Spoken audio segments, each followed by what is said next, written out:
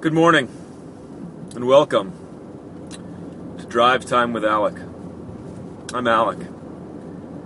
It's a great, great day to see you today. That didn't make any sense. It's a great day, and it's great to see you today as well. It's Monday, and as you know, on Monday, we talk about motivation. I can't do that anymore. Hi, welcome to Motivational Mondays with Alec on Drive Time with Alec. Did I do a weird intro? I think it worked. That was pretty weird. I feel weird and awkward, so you probably do too, or you just feel awkward for me. Today, it's Monday. I just got stopped at Hello. I just went to CVS and got bandages for my hands because they're all scraped up still, and that's fun. At work, I put them on, and people are like, "What?" And I'm like, well, the first rule is we don't talk about it. And then they get more confused and weirded out. But anyway, so today for Motivational Monday, what we're going to talk about is the sale, closing the sale. All right? Now, before anybody starts tuning out because they're like, wait a minute, Alec, I'm not in sales. You're wrong, sir or ma'am. You are 100% in sales. I don't care what job you're in, you are selling. And I talked about this a long time ago, too, in a very early drive time, but believe me, everything you do is sales in the world. I'm sorry, dating, sales, obviously any type of sales job, then you're in sales. Government, politics, you're selling, baby. You're selling policy, you're selling a new plan, you're selling the New Deal, you're selling hope. You're selling something. You're selling yourself to the constituents. Teaching. Yes, you're selling to the kids every day, closing the sale, getting them to learn stuff, selling. Why is it worth listening to this? Why is it worth reading this? Why is it worth studying this? And you may cop out and just say, well, you know, you have to do it because I said so, right? Like the old parenting combo that you lean back on. Do it because I said so. Well, believe me, that's still a sale. It's a forced sale. And you're not helping them learn. The best teachers, of course, never sell that way, never close that way, never teach that way, because it doesn't really hold that much effectiveness long term, right? So, let's talk about sales today. What is the one thing that without there is never a sale? The one thing. Come on. You got it. Write it down. What is it? What is the one thing you have to have for a sale to be accomplished? One thing. Trust. That's it. That's the one thing. That's all you need. Now, hold on a second. Oh, something popped up on my screen. That was weird. Sorry. Now, before you all start freaking out, trust is the foundation of any sale. If you do not have trust, you will never, ever make a sale. I'm just telling you. You'll never make a sale. It is you just can't have it. Now, some people are more trusting. They'll trust you easier. But believe me, trust is the most important thing. And the bigger the sale, the bigger the event, the higher the trust factor that is needed. Now, if you work in a job where you feel like there aren't sales, you're selling yourself to get that promotion, to get a higher paycheck, to get a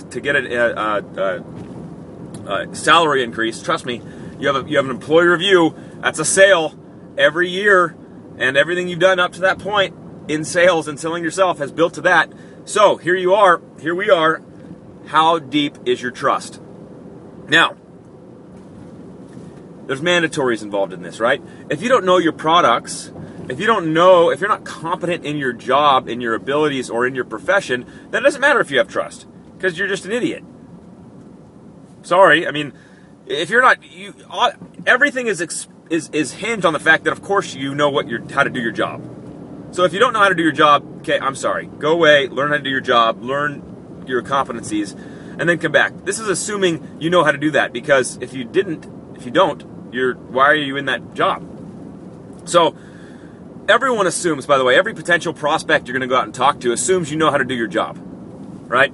If you sell a product, they all assume you know your product. Otherwise, why are you selling it to me? Now, here comes the trust part. How do you get the trust? Okay? So for some of us, it's easy to get the trust because we can perform, and in our performance establish trust, right? We can perform and show competency, and in that competency establish trust. If my job is to shoot baskets every day, is to take a basketball and put it in the hoop, then how do I establish that I'm good at that? Well, I show somebody over repeated performances that I'm good at that, and I keep doing it and doing it and doing it, and scouts and coaches and all these people look and go, oh my God, this guy's awesome. He just doesn't miss, right? So that's a great way to establish trust, consistency, and performance. A lot of our sales jobs, though, don't give us the chance to perform, right? If you're running for governor, you don't get to be like, well, my past experience as governor, unless you were just the governor. You don't have that. You have nothing. You're like, well, when I'm president, I will show you. Okay, well, you have no past record to rely on to establish trust. So in sales, most of us, that's you, right? New classes, new sale, new whatever. You don't have time. You don't have the ability to lean on your past stuff and say, look what I did over here. Nope, can't do it. So, by the way, does this facial hair work?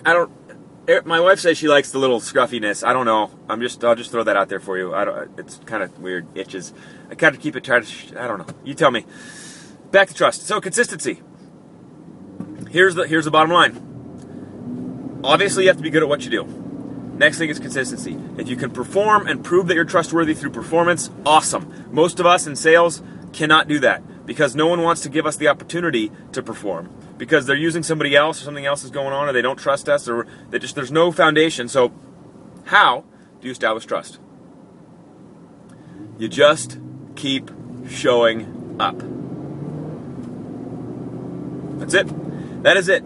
You just do what you say you're going to do. You tell them on the first meeting that, hey, I'm around, I do this stuff, there's no sale. Look, I'm not here to close you. That's the biggest mistake people make, is they try to close somebody on the first interaction. What are you doing? I mean, that's maybe fine if you're trying to sell them a vacuum or something, but like, if you want to sell them vacuums for the rest of your life, you're not closing them on the first meeting. You're like meeting them. Hey, what's up? Awkward meeting time. I'm Joe Schmo and I sell soap, and I just want to get to know you because I want to sell you soap every month. Okay. So I'll see you next month. So that's my point, guys. As we wrap down today, I want you to think of this. If you're in sales, which is everything, don't stress out on your first interactions on the close. You're not closing people on day one. They don't even care. They don't know you. You're just meeting people. You're building rapport. You're building relationships that end in a sale. That's all you're doing. Take the stress out of the sale and just go out and meet people, establish relationships, and then show up consistently every chance you get to build a relationship founded in trust. Look, as people get to know you and they get to relate to you, they'll start asking questions about your product, about you, how you sell things, about what you do. That all comes very naturally in a relationship. So that's all I got for you. I went way too long today. Have fun with that. Don't stress about sales. Build consistency and build that level of trust. That'll take you to the next level. Have fun today. Go get it some. Big thumbs up. Yay. See you later.